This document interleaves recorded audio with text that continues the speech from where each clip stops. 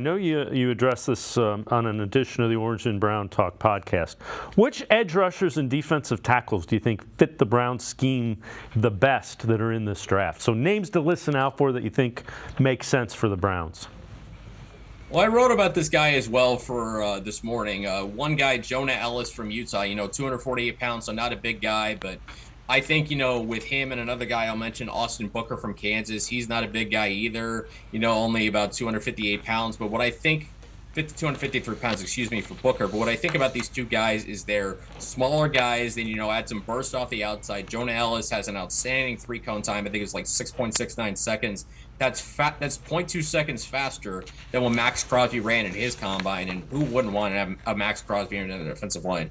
Not saying Ellis is going to be Max Crosby, but I think you see some of those traits there. The flexibility, the hand usage. He has a nonstop motor. He's got good length for the position. And I think in a Y9, that you can get away with having smaller edge rushers.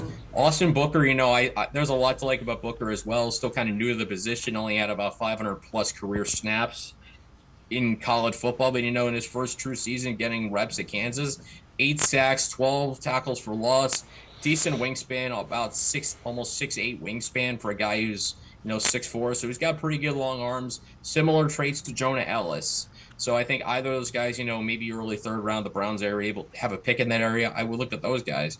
Defensive tackle, I've said before,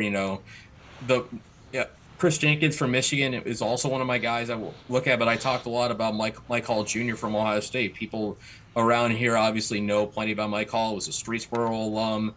Obviously Browns fans, they love their Buckeyes, and there's reason to with Michael Hall. From the second he stepped on the field, you never forget, the game against Notre Dame. He was sensational in that game. The first one in 2022, I should say. Disruptive pass rusher in the interior. And I think, he obviously took care of one of his concerns, I think, was his weight. But he grew to 299 pounds at his pro day. So he's got more pro-ready size than you would think. He's not going to turn 21 until June. So a very young guy that you can kind of draft and develop behind the scenes for a year. Another guy, maybe a little older, more of a hybrid guy, Brandon Dorlus from Oregon. He's already 23 years old, but is a young 23, turns 23 in March. Kind of more of a hybrid guy, but, another guy who plays a lot of power. He's got length, kind of one of those hybrid guys, similar to Logan Hall 2 years ago, I believe was a second-round pick of the Tampa Bay Buccaneers. A guy that's very powerful and tough to handle for tackles, quick for guards. Maybe you draft him and kind of let him develop his body, defensive tackle for a year, and then, kind of unleash him in 2025. But, Dorlus I would look at more as like a mid to late third rounder. Michael Hall, I would go late second.